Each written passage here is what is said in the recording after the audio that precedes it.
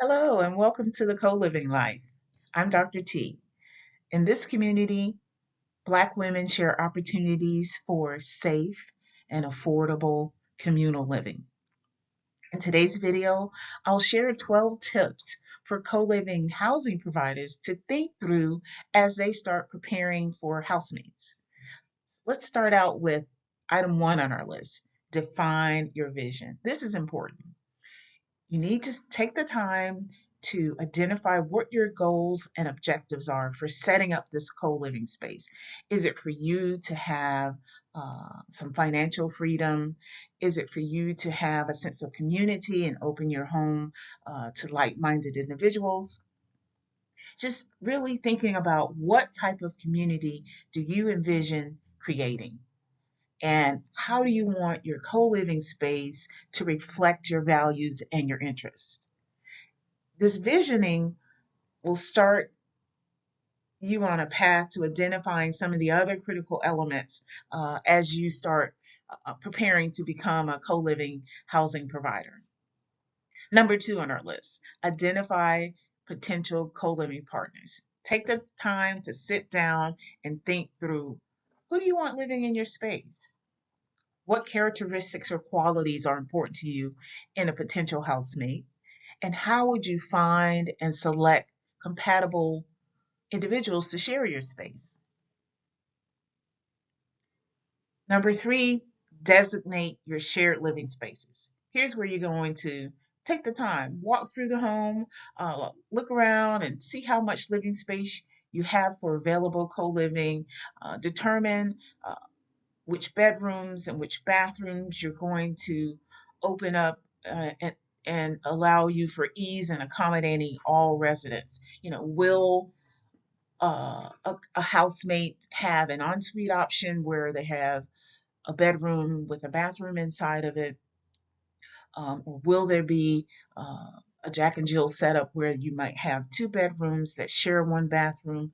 These are the things you start thinking about as you inventory your home and start thinking about the best way to create this communal living space. You also want to think about the common areas. So, will the housemates have access to the kitchen, living room, dining room? And then, how will these spaces be shared?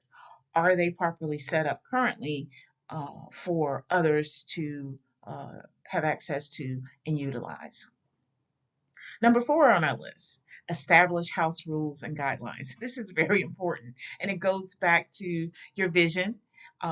You're thinking about what rules and regulations are necessary to ensure a harmonious living environment. You want everyone to feel comfortable, feel at ease, and enjoy the experience. And with that, you have to start thinking through and start documenting what the house rules are. For example, will housemates be responsible for cleaning and maintenance? Will bills be divided among the residents, or is the rental fee all inclusive, meaning utilities and other expenses related to the home, are they already folded into the lease amount? You want to start thinking about quiet hours. Do you live in a community that is governed by an HOA that has a set of quiet hours already established, or are you establishing your own based on local ordinances? Most communities have, at the county or the city level, designated quiet hours, believe it or not.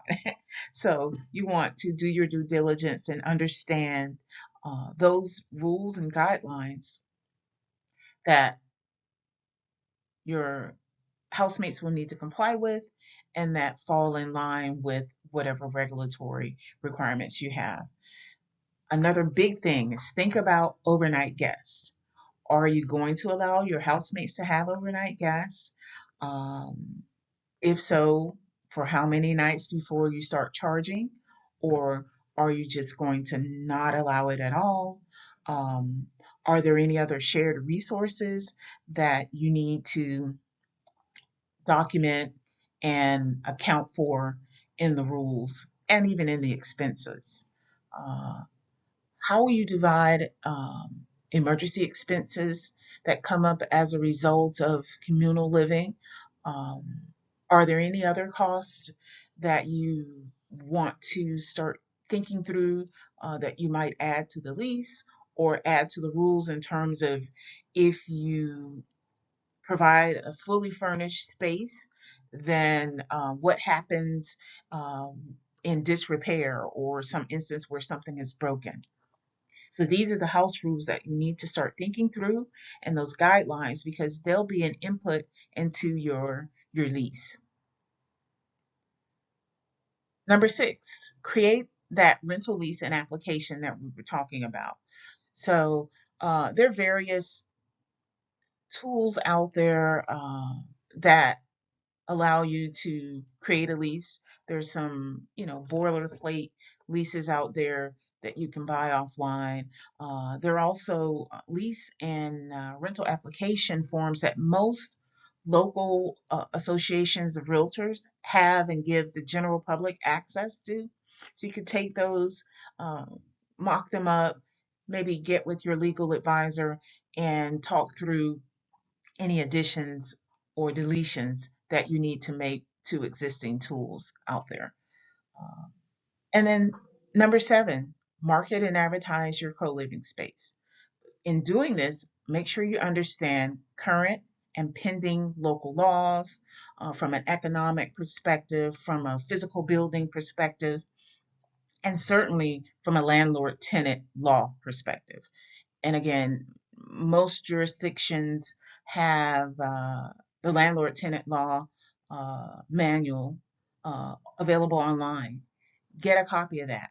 Look through it, understand what your responsibilities are as a housing provider in your area.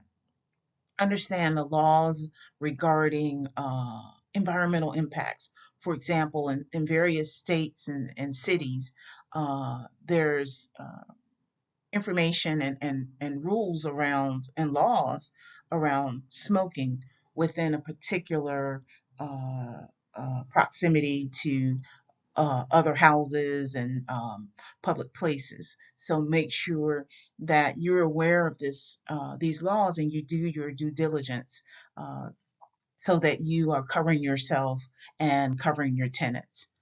So think that through as you market and advertise. Make certain that you're using the right fair housing terminology as well, and the fair housing laws within your area. That information, federal and locally, would be available online as well.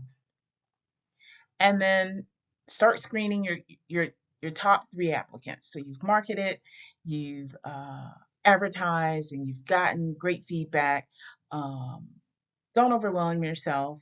Take a moment, look through your application, and determine what you believe are your top 3 applicants on paper, you know, and just putting the others aside to maybe come back to if needed. So as you screen the applicants, you want to think about, doing a background check, doing a credit check.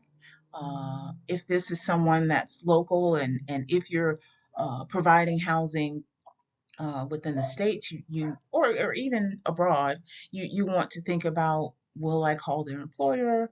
Will I ask for pay stubs? Will I ask for bank statements?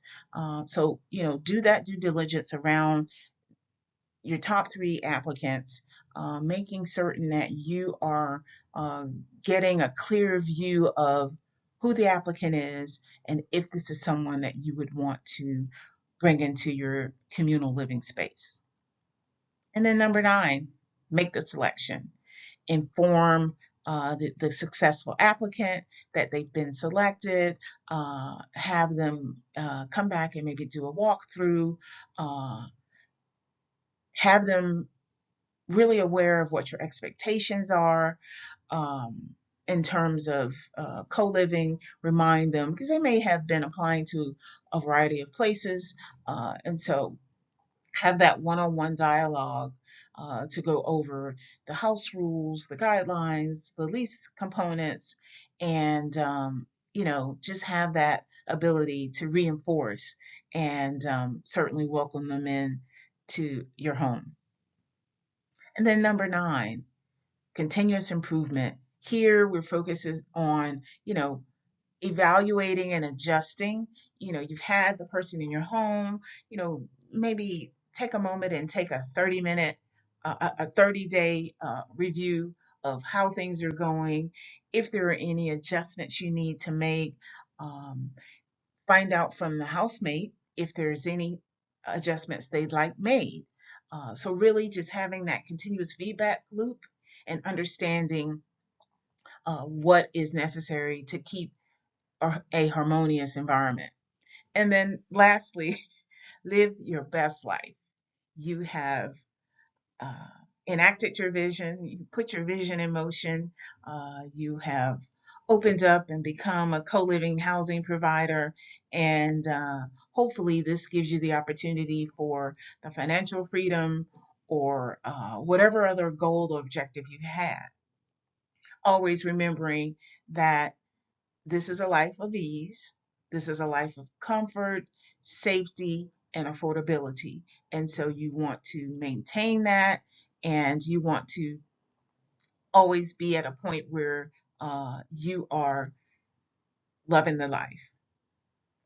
Thanks so much for your time. If there are any other questions or checklist items you think we should add, leave us a comment. And don't forget to like, share, and subscribe.